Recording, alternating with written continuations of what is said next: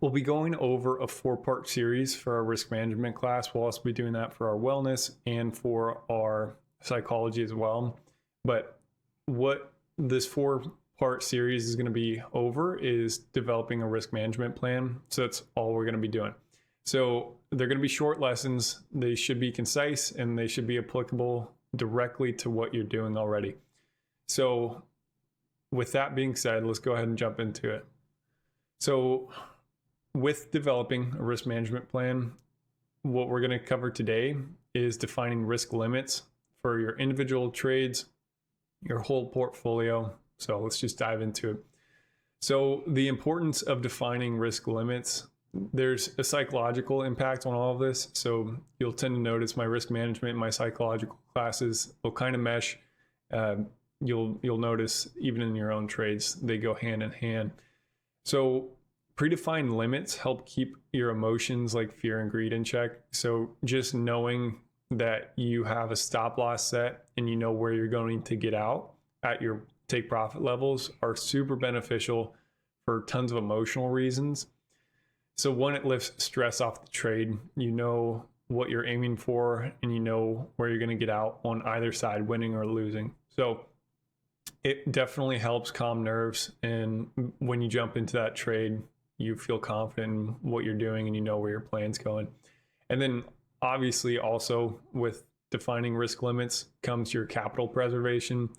So obviously that's the name of the game, is not losing too much on a single trade. So that's just what it's ensuring, basic stuff, but we do need to cover it because oftentimes if we've been doing this for a while, we tend to forget some of the basics when we develop bad habits and we continue to trade a certain way. So again, we're just trying to remind you guys what we're trying to do here is when we come to developing a risk management plan, these predefined risk limits are super important. So it helps keep your emotions in check and it's obviously protecting your capital.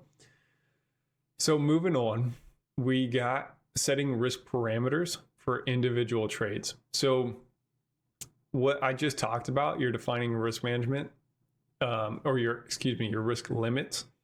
What we're talking about there is an overarching theme is what we're looking at. It's paying attention to not only your individual trades, but your daily win-loss ratio, and exactly how much you're winning or losing in that day, in that week, in that month, in that quarter, in the year. These things start to matter and they make a big difference the longer you do this, because oftentimes we're really focused on really specific times in our trading career, like how we're doing this week. I'm red this week, I'm green this week. Well, if we're able to measure that on a broader scale, it's going to be easier for us to manage our progress and see what we're doing wrong and right. So on an individual trade basis, let's jump into it. Position sizing is going to be everything, especially if you're trading on a prop firm. It's really easy for everybody to see the big numbers that you're able to play with because you're leveraging so heavy with these firms. And you're able to see like, okay, well, I'm on the same account size as this guy and he's making a ton of money. I'm just going to jump into the trade. Well, with, 3 lots instead of 3 micros. Obviously, that's not what we're teaching here. But again, this is a reminder for you guys to really pay attention and to individualize your trades and your risk parameters per that trade. So first of all, when it comes to position sizing, it's allocating capital. We talked about this before in our other risk management classes, but what I'm talking about when we're allocating capital is typically the percentage of what we're looking at of your overall liquidity. So if you have a $2,500 drawdown on a 50K account, let's not think of it as a 50K account. Obviously, we're thinking about it as a $2,500 drawdown. So what each trade should look like is a small percentage of that $2,500. So again, I'm just encouraging you guys to make not only a risk management plan for your weekly loss limits, your daily loss limits, but also these individual trades. Allocate that capital and know exactly what percentage of that drawdown that you're trading. And then stop loss orders. I don't think we have to talk about it too much. Everybody should know how to place one. It's it's almost a standard in day trading. If you don't have a stop loss, there's probably quite a few things you can work on. That's one of the basics. So again, setting that stop loss just comes with defining your risk management, or your risk limits rather, and knowing exactly how much you're going to risk on that trade. So again, another common practice that we use is our risk to reward ratio. We all know that trade, or that tool on TradingView, where you can see exactly what your risk to reward ratio is on the trade. And again, this is just an encouragement to you guys to utilize these tools and to actually follow through on them. I know we talk often about discipline in what we're doing. It is so essential if you are trying to see long-term returns in this day trading game. Because I promise you, you can make it really big doing following all the wrong rules, but that's only going to last a week, a month, maybe.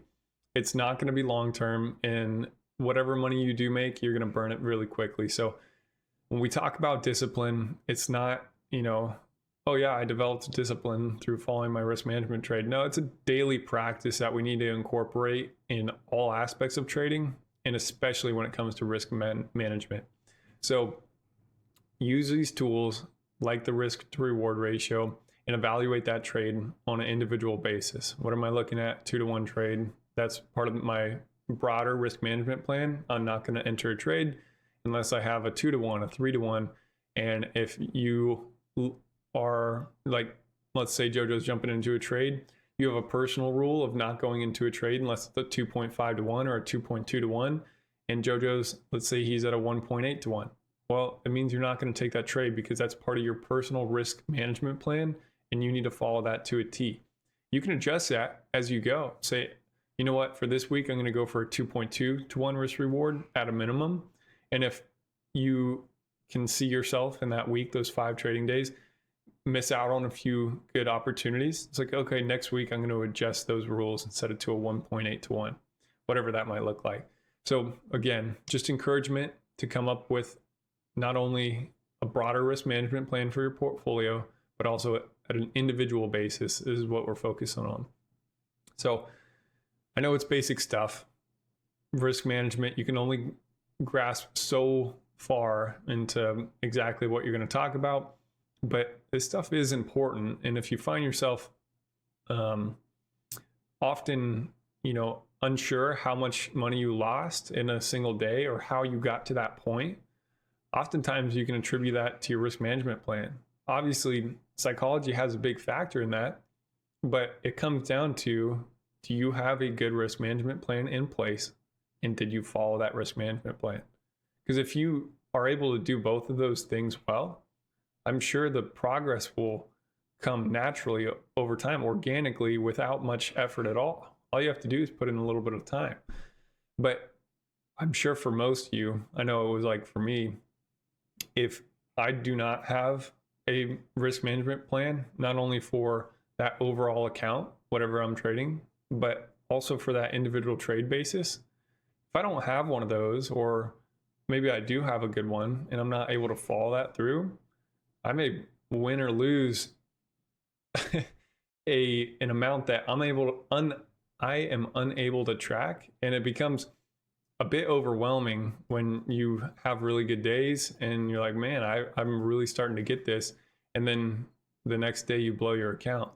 This is attributed directly to your risk management plan. So don't forget that. I know we always talk about discipline and risk management, and it can probably get a bit tiresome to hear, like we're beating a dead horse, but I mean, this is truly what trading comes down to, is how well is your risk management plan made, and are you following that?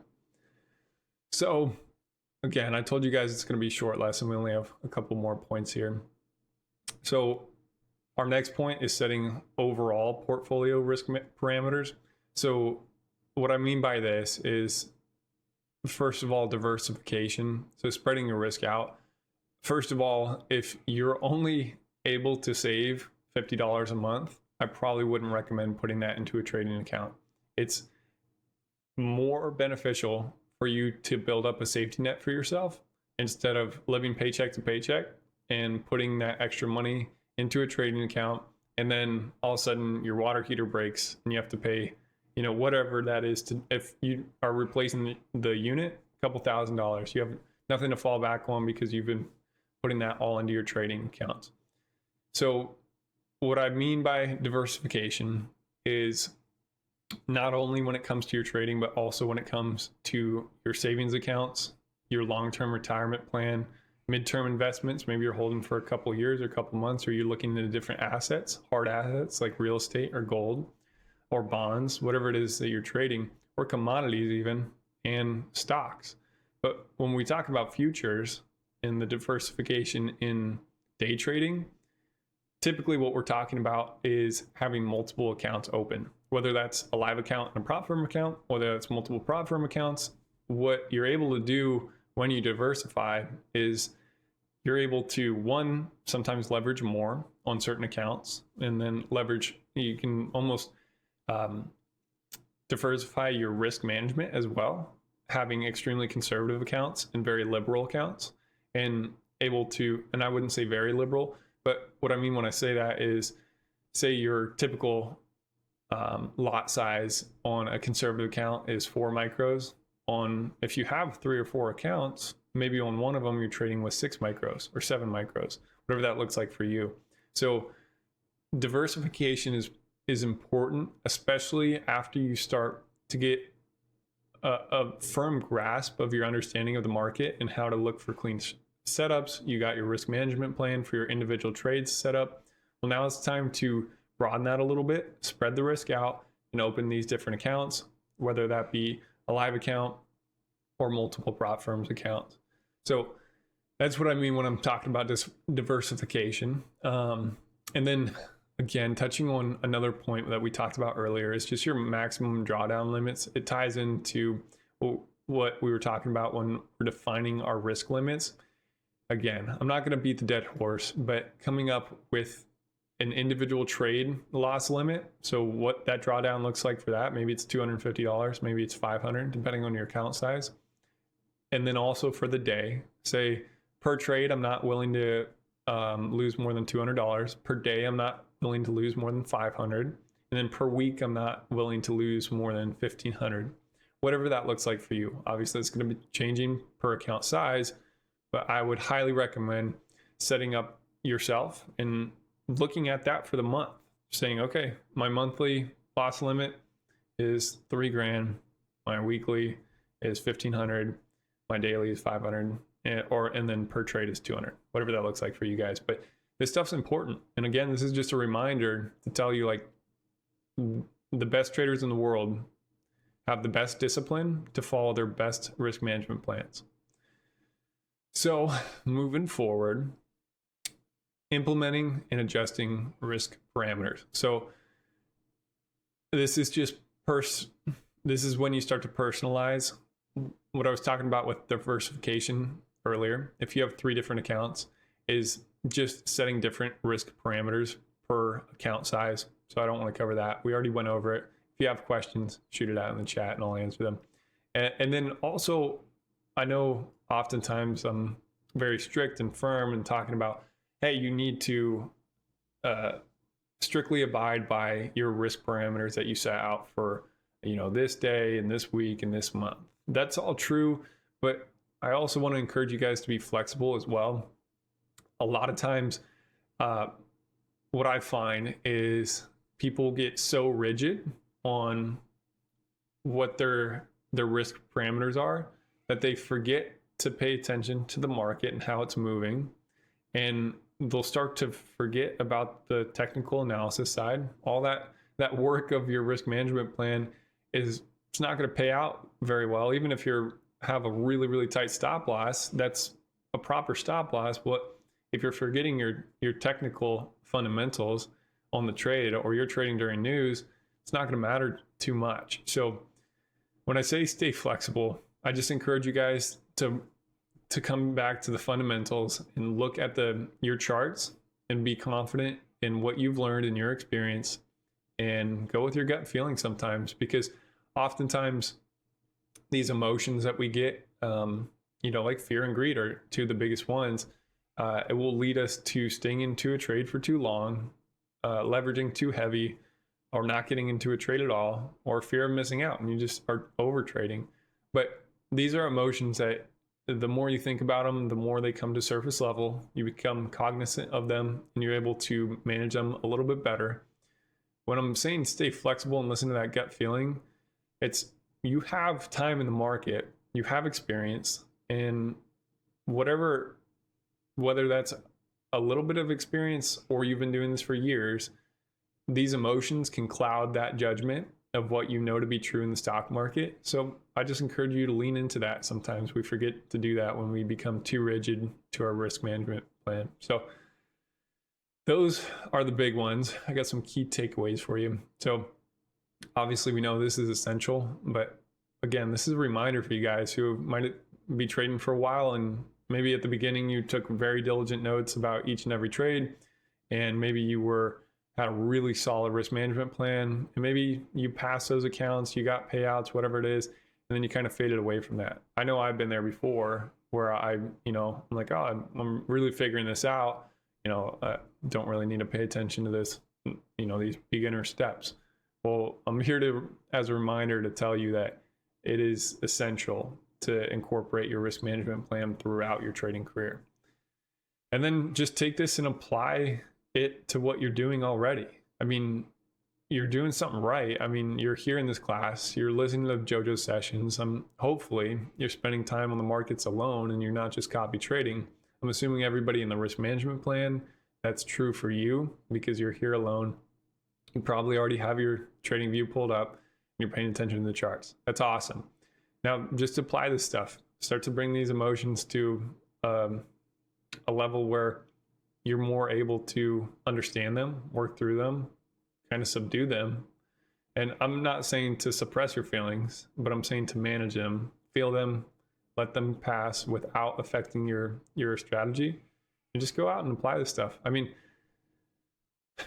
it's simple, but it is not easy. And I think you guys know that. And I think that's why you guys are here, is because maybe it's just you do need the reminder to start to apply this stuff. So hopefully it helps. This is a short lesson. I'm planning to keep these lessons short because I know whenever I join a class or watch a YouTube video, I don't want to sit there for 30, 45 minutes going over the same thing. Or if you're not going over the same thing, it becomes too much information to apply directly. So keeping it concise. If you guys have any questions for me, shoot them out in the chat. But besides that, that's all I got for you guys today. Hopefully you learned something or you got reminded about something that you can apply directly to your trades tomorrow or even today. All right, what do we got? Deep, what plan do you suggest for a 100K account? So you'd have to tell me your drawdown and what we're looking at.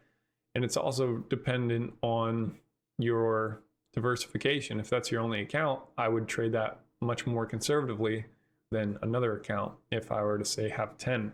So I need the parameters for that prop firm, or if it's a live account, and then also, what are your other assets. And this trading game, again, another reminder for you guys to pay attention to your overall finances. Like if you're spending way too much money on entertainment and junk food, and maybe that's your vice that you have in life, that's cool. There's a time and place, and moderation is important. But when you have these undisciplined aspects of your life, and I'm not talking really broad here, I'm talking financially. When you have financial vices that you're undisciplined in, and you come over to the stock market, you think that's not going to then be applied to the stock market? I promise you that's not how it works. Discipline is a daily exercise unless you are setting aside a money specifically allotted to whatever it is you want to do. Maybe it's drinks on the weekends with friends or going out to the movies or whatever it is. Like, again, let's pay attention to our overall financial goals here and not just say, I'm going to jump into the market, I'm going to study for 6 months, and I'm going to be rich. That's going to take care of everything. Focus on the fundamentals, your budget, and how much you can actually allocate to trading. Maybe that's only, you can afford one account a month. Cool. Well, if you blow that account on the 5th day of the month, do not get another account until the next month. It's as simple as that. It's not easy. We oftentimes want to jump right back into it when we lose, but again, just reminders for you guys to pay attention to the fundamentals and, you know, budget your stuff out. I mean, it's important, but lots and lots of people aren't doing it. Kia, I just ordered I Will Teach You to Be Rich the other day. I've also been a follower of Dave Ramsey, so this is spot on. Yeah, Dave Ramsey is awesome. He's good. It's funny. Often he speaks so much on not getting into debt, and then some other mentors, you know, I say mentors, but some of them I don't even know, but I apply them to my life as mentors. Like Dave Ramsey's so good about budgeting and whatnot, but in his overall risk management applied to, you know, conservative, knowing where those dimes are going. But he talks about not getting into debt, and then I have other mentors that talk about leveraging debt in a really positive way. So it's interesting, but I really do enjoy listening to Dave Ramsey. Drawdown is 2,400 account balance. All right. So 2,400, if you break that down, how much are we willing to risk per trade? What's a percentage of that? So let's call it 10% of, it would be 100. Let's go 5%. We can probably risk, you know, $150 per trade. So what is that going to look like? It's a couple micros depending on how wide your stop loss is. If we bump that up just to over 5%, you could probably play with $200 per trade. And the reason I'm not giving specific and what micros you're going to be trading, one is because you might be trading different futures. So not all ticks are equal to what your typical lot size is that you find in NQ and ES. They can change. And so I would recommend sticking under $200 per trade. And then definitely I would say don't go over $400 a day in your loss limit. Say that's my strict rule. But yeah, I would keep those really small. I know that 100K seems like a big account, but you know, if you can lose it very quickly, the way that I know we all have before, you can also gain it quickly if you follow your risk management plan and stick to your fundamentals and apply purely your technical analysis to it and trying to remove as many cognitive biases towards your trades. I mean, it's simple, but keep it small, find that consistency, and then diversify. Once you can get a couple different accounts going at the same time, maybe bump one of those up to, you know, 6 micros, and you can play a little heavier, or 8 micros if you're feeling really crazy. But it's important to diversify before you start bumping those numbers up.